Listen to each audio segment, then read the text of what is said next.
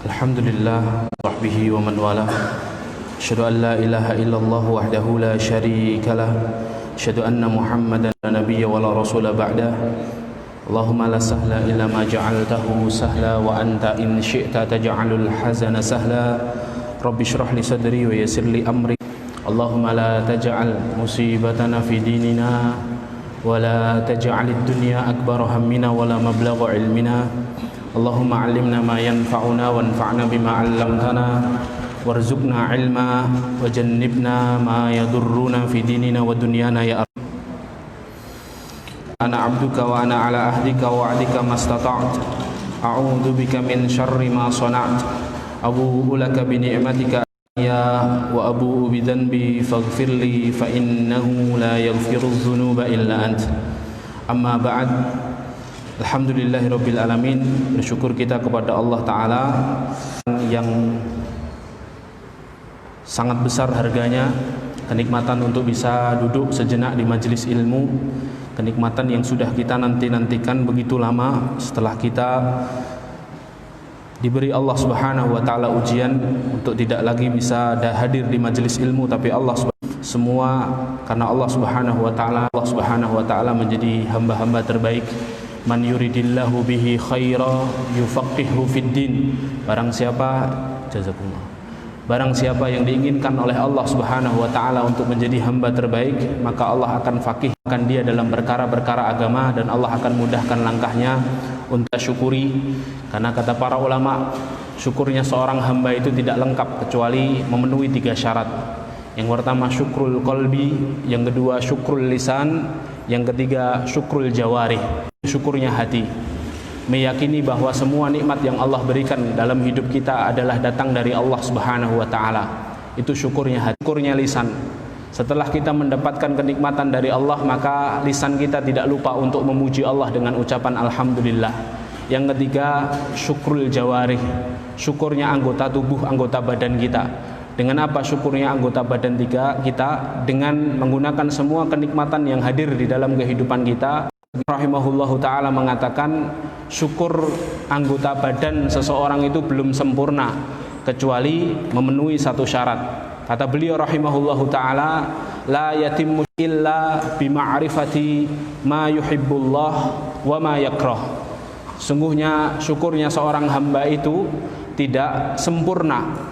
Sampai kapan? Sampai ia mengetahui perbuatan-perbuatan apa yang dicintai Allah, mengetahui perbuatan yang dicintai Allah, perbuatan yang dibenci oleh Allah Subhanahu wa Ta'ala, hanya bisa kita dapatkan di majelis ilmu. Karena disitulah kita mengerti tafsir dari ayat-ayat Allah, penjelasan dari hadis-hadis Rasulullah, dan dari situlah kita mengerti perbuatan apa yang dicintai Allah sehingga menjadikan Allah ridho kepada kita, dan Allah perbuatan apa yang dibenci Allah sudah. Oleh karena itulah ketika kita dimudahkan Allah Subhanahu wa Ta'ala datang di majelis ilmu, maka ini adalah bentuk syukuran kita kepada Allah atas nikmat yang Allah berikan ke dalam hidup kita. Barakallahu fikum. Ikhwan akhwat yang dimuliakan Allah Ta'ala, pada kesempatan yang mulia ini insyaallah kita akan mengangkat sebuah tema dalam Rasulullah sallallahu alaihi wasallam. Kita akan mengambil pelajaran sebanyak-banyaknya dari konsep rumahnya Rasulullah sallallahu alaihi wasallam. Kita akan mengambil inspirasi terbaik dari rumahnya Rasulullah sallallahu alaihi wasallam. Ada seorang ulama tabi'in bernama Al-Hasan Al-Basri, wafat tahun 110 masa kekhalifahan. Beliau datang ke kota Madinah. Untuk apa? Untuk berziarah ke makamnya Rasulullah sallallahu alaihi wasallam. Di zamannya Utsman ibnu Affan, makamnya Rasulullah sallallahu alaihi wasallam adalah makam yang berada di dalam rumahnya Rasulullah. Karena semua nabi itu dimakamkan di tempat para nabi itu meninggal. Makanya sampai akhirnya Al-Hasan Al-Basri itu masuk ke rumah Basri itu mengangkat tangannya dalam keadaan berdiri. Ketika Al-Hasan Al-Basri itu mengangkat tangannya, maka Al-Hasan Al-Basri dengan tangannya bisa menyentuh atap rumahnya Rasulullah SAW. Sampai Al-Hasan Al-Basri akhirnya berkomentar, mengatakan, ya, aku mengusulkan agar rumah ini jangan dirubah sampai kapanpun, agar rumah Rasulullah ini jangan dirubah. Umat Rasulullah tahu demikianlah nabinya, demikianlah rumah nabinya sallallahu alaihi wasallam. Artinya apa? Kalau Al Hasan Al Basri ketika berdiri saja mengangkat tangannya, atapnya bisa disentuh oleh tangannya Al Hasan Al Basri rahimahullah, maka berarti rumahnya Rasulullah sallallahu alaihi wasallam sangatlah sederhana. Maka kita tahu ketika Rasulullah SAW berhijrah dari Makkah menuju Madinah, Rasulullah membangun masjid pertama kali di Quba. Banyak kita kenal dengan Masjid Quba, yang di situ juga ada rakaat di Masjid Quba, maka pahalanya seperti satu kali umroh. Dan itu yang dilakukan Rasulullah secara rutin setiap hari Senin dan Kamis. Rasulullah setiap hari Senin dan Kamis berangkat ke Masjid Quba untuk sholat di situ. Selesai dari Quba, Rasulullah menuju Madinah. Sampai akhirnya Rasulullah di hari Jumat sholat di satu tempat yang akhirnya nanti menjadi sholat Jumat. Selesai sholat Jumat, orang-orang Madinah ketika itu berebut untuk menghaturkan Rasulullah menginap di rumahnya. Ke rumahku saja ya Rasulullah, ke rumahku saja ya Rasulullah, ke rumahku saja ya Rasulullah. Para sahabat Ansar ketika itu ingin menjamu Rasulullah sallallahu, bahwa ketika itu Rasulullah sallallahu alaihi wasallam akhirnya apa? Memerintahkan orang-orang yang ada di sekitar beliau untuk melihat unta yang dilepas Rasulullah sallallahu alaihi wasallam. Ya. Maka Rasulullah unta ini berdiri, di mana unta ini menderum atau berhenti, maka disitulah rumahku. Unta ini bergerak ke arah yang dia inginkan. Maka Rasulullah katakan, da'ha fa innaha ma'murah. Lepaskanlah dia, biarkanlah dia, sesungguhnya dia ini ada yang merintah. Ini bukan unta biasa, ada yang merintah Allah. Sampai akhirnya unta ini menderum di sebuah tempat yang di dalamnya ada dan ada tanahnya dua anak yatim yang akhirnya dibeli oleh Rasulullah SAW. Akhirnya pohonnya ditebang, makamnya dipindah, dan tanahnya dibeli oleh Rasulullah. Didirikan apa? Didirikan masjid, bukan rumah, tapi didirikan apa? Masjid. Masjid Nabawi yang kita lihat hari ini, ya, disitulah Rasulullah SAW mendirikan masjid dari unta. Akhirnya apa? Yang dibangun pertama kali itu bukan rumah, tapi yang dibangun pertama kali adalah masjid. Masjid dulu dibangun, baru rumah. Ketika pembangunan masjid, Rasulullah SAW menginap atau singgah di rumahnya seorang sahabat pernah umroh, dan semoga Allah Subhanahu Wa Taala karuniakan kita mudah untuk umroh dan haji, amin ya rabbal alamin. Ya, kalau keluar dari makamnya Rasulullah, ya, dari Babus Salam jalan sampai ujung kiri jalan, Anda keluar dari makamnya Rasulullah, Anda jalan sekitar 5 meter. Di sana di lantainya Anda akan mendapatkan satu lantai yang berbeda, satu kotak lantai persegi yang berbeda. Nah, di situ rumahnya Abu Ayyub Al Ansari radhiyallahu anhu. Jadi saat masjid itu dibangun, ya, Rasul memang Abu Ayyub rumahnya tingkat. Nah, ini menarik. Ada cerita menarik di sini ketika Abu Ayyub Al Ansari menjamu Rasulullah SAW untuk singgah sementara di rumah beliau. Maka Rasulullah tinggal di bawah, Abu Ayyub dan istrinya tinggal di atas. Ya. Rasulullah banyak menerima tamu di bawah, sahabat-sahabat Ansor yang ingin. Ayyub harus berada di lantai 2. Anda jangan bayangkan lantai 2-nya seperti sekolah yang ada di samping kita ini. Lantai 2-nya mesti hanya tata kayu yang penuh debu tentunya. Makanya sampai ketika Abu Ayyub itu ada di lantai 2, itu menjadikan Abu Ayyub dan istrinya sengsara. Betapa tidak, setiap kali berjalan di lantai 2, debu-debu itu jatuh ke bawah. Abu Ayyub dan istrinya itu setiap naik ke atas lantai 2, beliau radhiyallahu anhuma dan istrinya selalu menggunakan ujung-ujung kakinya untuk berjalan, jinjit. Ya kan, sampai suatu malapetaka datang, ya, satu tempat airnya Abu Ayyub pecah dan akhirnya mengalir. Saking tidak sama Rasulullah, akhirnya Abu Ayyub menemui Rasulullah SAW, lalu berkata kepada Rasulullah, ya Rasulullah, bagaimana jika engkau tinggal di atas saja, sedangkan aku di bawah? Ya, Rasulullah ketika itu mengelak, tidak bisa wahai Abu Ayyub, banyak tamu yang ingin mendatangiku. Lantas Abu Ayyub ini ingin merayu Rasulullah, gimana Abu Ayyub Al Ansari ketika itu, ya Rasulullah, bukankah wahyu itu datangnya dari atas? Ya, aslinya nggak masuk akal, tapi akhirnya Rasulullah tahu ini Abu Ayyub kayaknya memang kesulitan di atas. Sampai akhirnya Rasulullah dengan kesantunnya Rasulullah SAW pindah ke atas. Sampai masjid jadi, ya, bilik kecil di samping rumahnya, di samping Masjid Nabawi. Bilik-bilik istri-istrinya Rasulullah SAW. Makanya istilah rumah-rumah Rasulullah itu bukan baitun atau buyutun, tapi istilah rumah-rumah Rasulullah, rumah-rumah istri Rasulullah itu dinamakan hujurat. Ya, makanya ada surat ke-49 Al-Hujurat. Kamar-kamar yang istri Rasulullah itu disebut dengan Al-Hujurat Asy-Syarifah, bilik-bilik yang mulia. Ya, dibangunlah di pojok kanan belakang. Jadi dulu Masjid Nabawi itu menghadap ke utara. Kita ibaratkan saja selatan sana, utara sana, ya kan? Masjid Nabawi, ya, Masjid Nabawi dulu adalah masjid yang menghadap ke utara. Sedangkan rumah-rumah istri Rasulullah ada di pojok kanan sini, ya kan? Pojok kanan. Jadi kiblatnya itu menghadap ke Baitul Maqdis, ke Palestina. Sampai tahun 2 Hijriah turun surah Al-Baqarah ayat 100, falanuwalliyannaka qiblatan tardoha. Wahai Muhammad, kami melihat engkau sering mendongakkan kepalamu ke atas langit karena kerinduanmu kepada kampung halamanmu. Maka falanuwalliyannaka qiblatan tardoha. Maka mulai pindahkan kiblat ke arah yang kau ridhoi, yaitu ke arah. Akhirnya dari arah utara pindah ke arah selatan tahun 2 Hijriah. Ya. Makanya kalau kita lihat makamnya Rasulullah sekarang ada di shaf pertama, ya kan, di Raudhah di sisi kiri. Aslinya settingan awalnya dulu, ya, itu ada di belakang, sisi kanan belakang, gitu ya.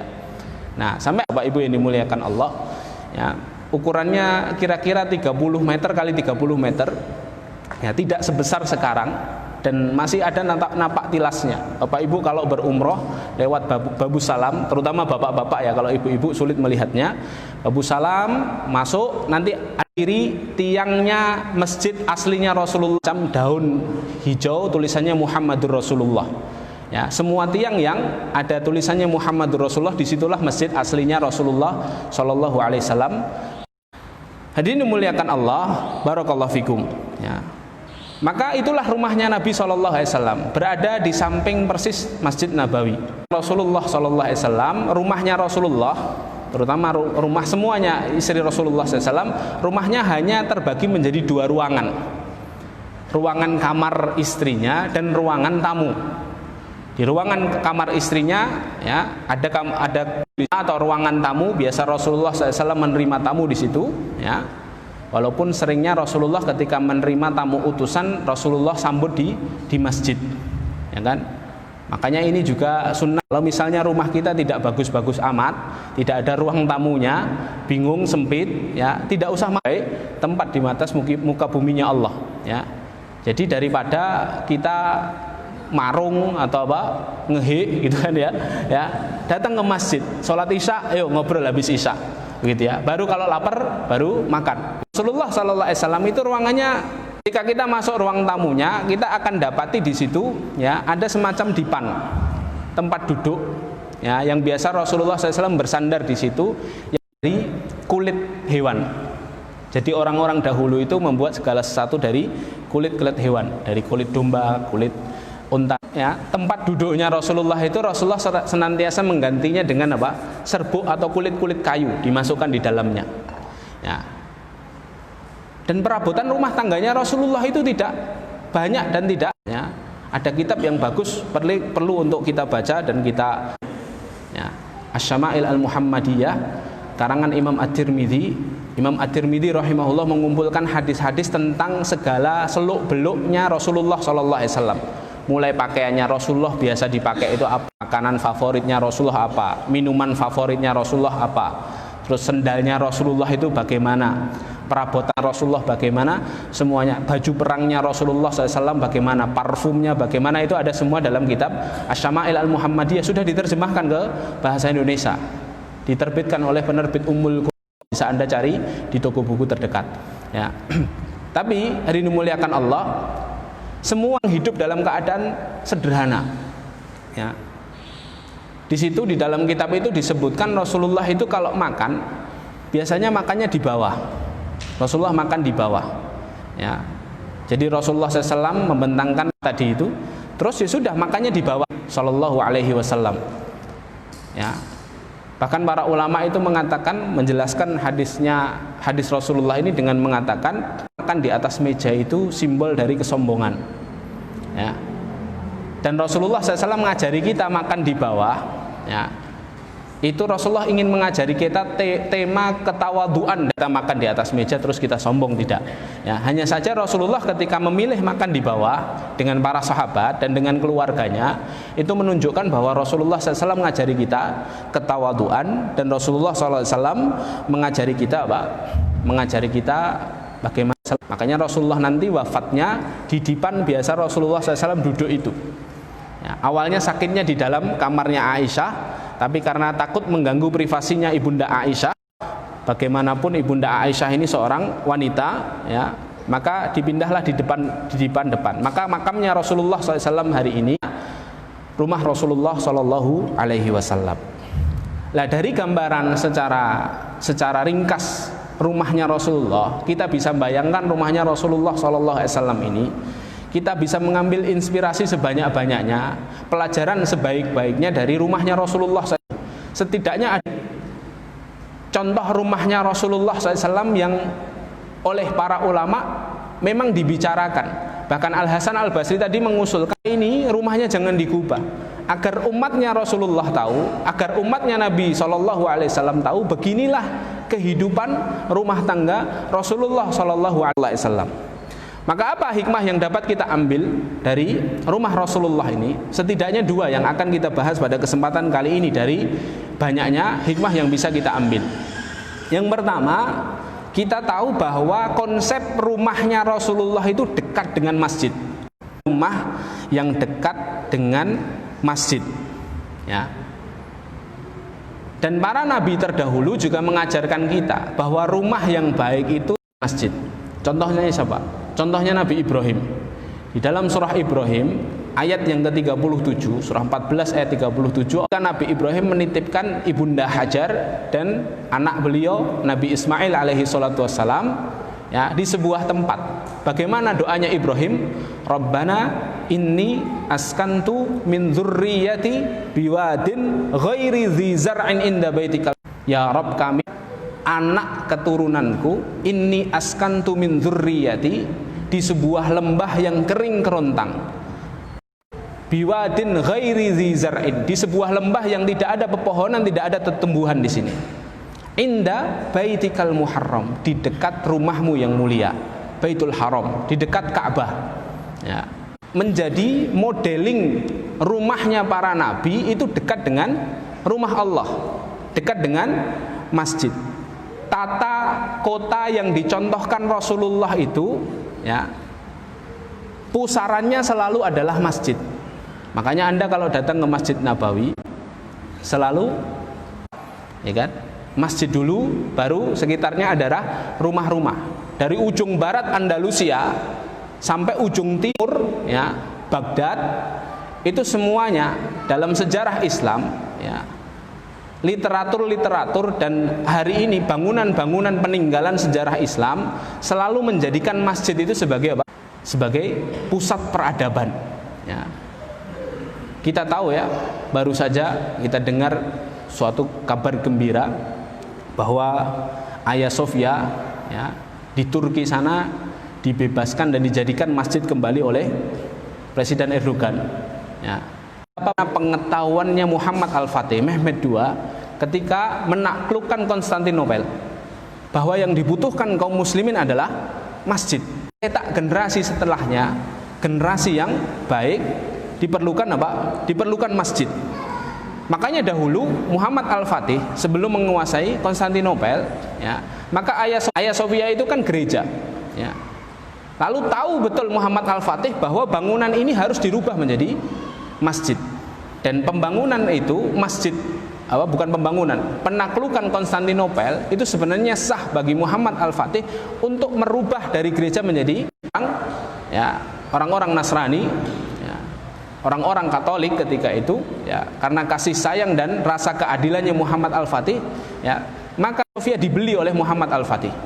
Ya, bahkan kalau kita main ke beberapa museum yang ada di Istanbul, kita akan dapati bahwa Muhammad Al-Fatih memang beberapa katedral, Muhammad Al-Fatih juga membiarkan belasan gereja tetap berdiri sebagai gereja.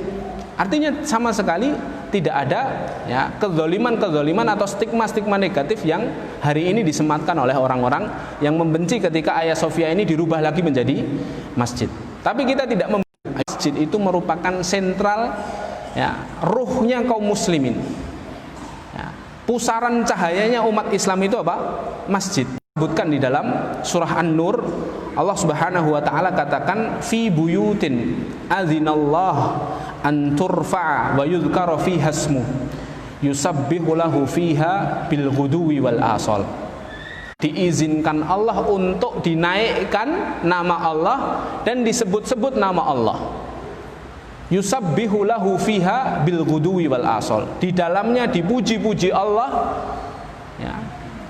Ditasbihkan nama Allah Subhanahu wa taala di waktu pagi dan di waktu. Allah ingin gambarkan di dalam surah An-Nur ayat ke-36 ini bahwa masjid itu pusaran cahaya. Di ayat sebelumnya kan Allah berbicara tentang cahaya. Nurun ala nur. Allahu nurus samawati wal ard, masalu nurihi kamishkatin fiha misbah. Ya, Allah itu adalah cahaya di langit dan bumi. Pusara yang disebut-sebut nama Allah dan dipuji-puji nama Allah, yaitu masjid.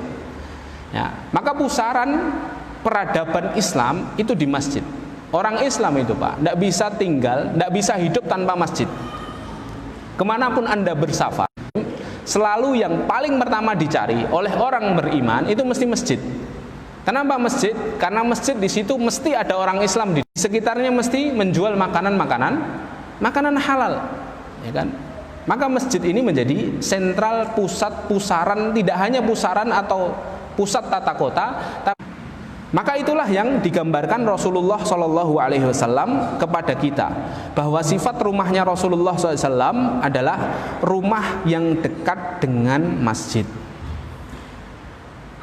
Ya tidak harus nempel dengan masjid. Yang penting itu penghuni rumahnya nyampe ke masjid. Ya, jangan sampai rumahnya nempel masjid tapi tidak pernah keluar untuk ke masjid, ya kan? Makanya ini juga pelajaran penting untuk orang tua yang memiliki anak, orang tua yang memang menghadiahi anak Anda rumah untuk kemudian mereka bisa hidup mandiri dengan istri dan anak-anaknya atau dengan suami dan anak-anaknya. Kali harus ditanyakan kepada anak-anaknya ketika memilih rumah, bukan airnya dulu Pak, bukan udaranya, bukan. Keamanannya bagaimana. Seringkali pertanyaan ini terlupa. Harusnya pertanyaan yang pertama kali ditanyakan itu apa? Masjidnya sebelah mana? Karena bagaimana kita bisa mendidik anak keturunan kita Pak, kalau kita ini jauh dari masjid.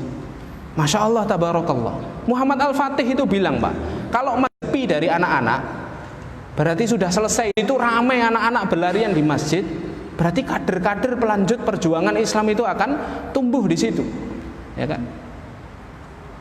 Makanya kan kita pernah dengar cerita di negeri Andalus, ya, yang dahulu Islam jaya di sana, yang hari ini ada Masjid Cordova, yang dulu adalah masjid yang sangat besar, bahkan para ulama pakai Masjidil Haram. Anda bisa searching itu nanti Pak di Google, ya, di YouTube, Masjid Cordoba, ya, di Spanyol itu sekarang jadi gereja, ya. Sebelum Islam itu runtuh di Andalus, apa yang dilakukan Romawi ketika itu untuk menghancurkan Andalusia, ya. Lihat apa? Mata-mata itu melihat banyak sekali orang yang memakmurkan masjid, bahkan anak-anak mudanya, anak kecilnya di masjid. Sampai akhirnya datanglah ke Kekaisaran Romawi jasusnya ini, mata-matanya. Lalu apa kata mata-matanya ini? Gimana? Sudah waktunya kita serang mereka. Apa kata mata-matanya? Loh kenapa? Apa alasanmu? Karena masjidnya masih ramai dengan anak-anak muda. Ya. Tunggu sejenak, beberapa bulan kita akan buat masjidnya sepi. Akhirnya apa yang dilakukan Kekaisaran Romawi ketika itu? Masukkan musik, masukkan khamr, masukkan wanita. Akhirnya anak-anak mudanya terbuai dengan si jasus tadi kembali ke masjid dan masjidnya sudah sepi. Lalu dia mengatakan kepada rajanya, saatnya kita menyerang Andalusia. Akhirnya apa? Habis. Ya. Artinya masjid ini menjadi Islam. Dan oleh karena itulah para rasul dan para nabi menjadikan rumah dekat dengan masjid. Bapak Ibu yang dimuliakan, Bapak Ibu yang dimuliakan Allah. Oleh karena itu, ya, oleh karena itu ini sifat yang pertama yang harus kita usahakan. Rumah harus terjangkau dengan masjid, ya, dari masjid, Pak. Ya. Januari kemarin saya dimudahkan Allah Subhanahu wa taala. Saya absen beberapa kali di kajian ini, dimudahkan Allah masuk ke Xinjiang, Pak. Ya.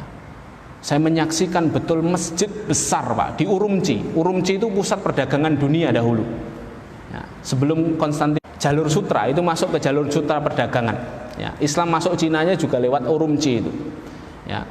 Di situ ada masjid besar sekali, Pak, megah sekali. Di sampingnya ada menara mercusuar tinggi sekali. Ya. Tinggi sekali. Ya. Saya Google, megah sekali. Ya. Tapi ternyata hari ini sudah dirubah fungsinya, Pak. Sekarang dirubah menjadi pasar. Ya. Sekarang namanya, Anda searching di Google Map, The Grand Bazaar of Urumqi, nanti keluarnya masjid itu, tapi sudah dijadikan pasar. Ya. Saya lihat juga titiknya ada di Google, saya datangi ternyata sudah rata. Ya kan? Dan beberapa masjid lagi yang dialihkan fungsi, ya kan, menjadi tempat dansa, menjadi tempat hiburan. Itu betul-betul real ada di Xinjiang, Pak. Kenapa orang-orang kafir itu betul-betul takut masjid? Karena memang pusat kekuatan orang Islam itu di masjid, Pak. Ya. Makanya masjid di Xinjiang itu, Pak, kalau enggak satu rata, dua dialih fungsi, masjidnya ada tapi sudah digembok, Pak. Sudah berdebu dan tidak boleh dipakai. Ya. Sholat, tapi hanya orang-orang tertentu saja yang sholat. 60 tahun ke atas. Saya pernah ceritakan, ya, saya masuk sholat subuh, Pak, di Urumqi itu, karena di Kashgar saya nyari masjid itu hanya 2 titik. Dua-duanya ini dilarang untuk sholat. Ya. Sampai saya bayar di, Pak. Ya, itu saya bayar 20 yen ketika itu. 20 RMB. 20 RMB itu sekitar, kalau 1 RMB 2000 berarti 20 berapa, Pak? Bukan 20, 90-an kalau tidak salah. Ya, saya lupa. Tapi yang lebih ngerinya di Urumqi. Waktu saya di Urumqi, Masya Allah, ada sekitaran 32 titik masjid. Saya sudah optimis, Pak. Masya Allah, di kota sebesar ini masih banyak masuk. Dengan teman saya yang saya ajak ke sana itu, Pak, tidak ada satupun yang kami lihat. Ternyata memang titik-titik itu sengaja dibuat oleh pemerintah Cina agar seakan-akan masjid itu masih ada di Xinjiang, dan seakan-akan mereka tidak menindas kaum muslimin. Pada suatu waktu, ya, kami datang ke sebuah masjid itu nggak sengaja setelah kami diusir oleh aparat, karena setiap orang tua masuk itu selalu dijaga aparat. Kami diusir di situ, kami jalan lagi naik taksi, kami menemukan satu bangunan masjid. Kami berhenti di situ, ternyata sudah digembok dan sudah sangat berdebu di dalam. Subuh itu, Pak. Ya, sekitaran jam, kalau di sana kan subuhnya jam 7, ya kan? 6 atau setengah 7, masih gelap ketika itu. Kami masuk, ternyata digembok, dingin sekali ketika itu Januari. Nah, tiba-tiba ada satu orang tua Uighur, wajahnya kan bisa dibedakan. Kami tanya, ini masjid kok sudah digembok? Apa kata dia? Ini sudah nggak dipakai. Kalian muslim, ikut saya, kata dia. Akhirnya kami ikut, tidak jauh dari situ ternyata nyempil ada masjid untuk sholat.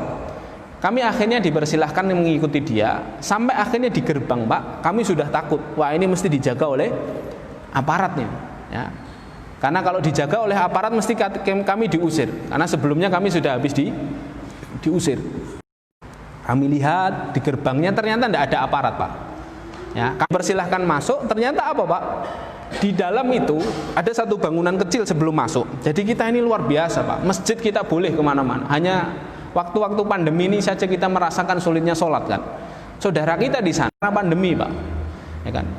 Masuk di masjid itu ada satu ruangan, mesti kalau tidak ada aparat, tidak ada aparat. Ternyata di dalam, Pak, untuk masuk itu harus melewati satu pintu, yang mana pintu itu buka kalau kita sudah daftarkan wajah di kamera. Maka menggambar menatap wajahnya ke kamera, lalu layar LCD yang ada di sampingnya itu muncul muncul scan bapaknya, artinya wajahnya sudah terdaftar di aplikasi, baru pintunya buka, Pak. Saya sama teman saya pandang-pandangan, Pak. Loh podo wae iki. Kita kan belum terdaftar, nggak bisa masuk. Tapi Masya Allah, Pak, orang Uighur itu orang yang ramah tamah, Pak. Apa yang dia lakukan? Ya, wajahnya 4 kali, Pak. Kami kan bertiga. Pas saya masuk pertama itu ya rodok deg-degan, Pak. Takutnya nggak bisa keluar kan, ya kan? Wah, iki ra iso metu gitu.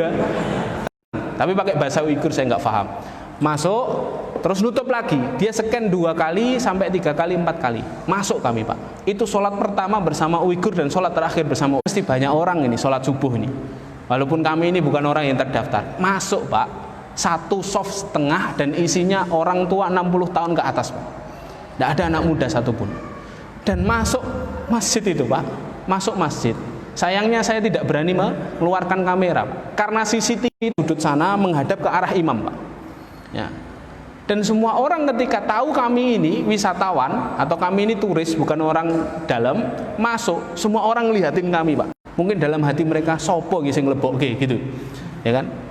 Masuk, duduk, Pak, di soft 2 saya sholat sunnah. Tidak ada satupun orang yang berani menyapa sholatnya, karena ini sholat pertama dan terakhir di masjid di Uighur, Pak. Sebelumnya kami tidak bisa sholat sama sekali. Sholat itu harus bayar kamar untuk hotel. Sampai selesai itu Masya Allah, tabarakallah. Selesai ada prosesi salaman-salaman itu, Pak, antar jamaah. Salaman, tidak ada anak muda satupun, Pak. Semuanya orang tua. Sampai ada satu orang Uighur berbahasa Arab, Masya Allah. Ngelihat saya ini, ya kan, yang agak Arab sedikit tapi nggak tahu, Arab pati cekap maklum, ya kan. Dia langsung berbahasa Arab. Assalamualaikum, kaifa haluk, min aina anta, dari mana kamu? Nahnu min Allah, gitu saja, terus lanjut. Nah, karena saya tahu, Pak, ada satu yang bisa berbahasa Arab. Saya habis salaman itu selesai, saya ingin deketi itu. Tapi sebelum deketi ternyata bapak-bapak atau kakek-kakek yang memasukkan kami tadi sudah menyuruh keluar. Karena di situ itu dibuka ketika waktu sholat saja, Pak. Sholat selesai, keluar, ketemu sama orang Uighur yang mau bicara, Pak. Karena berbicara dengan turis itu pelanggaran, masuk camp, Pak. Akhirnya saya mendekati orang yang bisa bahasa Arab tadi, didekati imam dan diisyaratkan agar cepat pulang, tidak usah ngomong sama orang asing. Jadi kami sholat bersama mereka, ya, ketemu sama mereka, dengarkan informasi dari mereka, Pak. Ya. Jadi kondisinya kayak gitu. Saya belum cerita yang Cina Hui, Muslim Hui, yang wajahnya seperti orang Cina asli. Ya, mereka ternyata juga dibatasi oleh pemerintah komunis. Ya, anak-anak muda saya semoga segera terbit.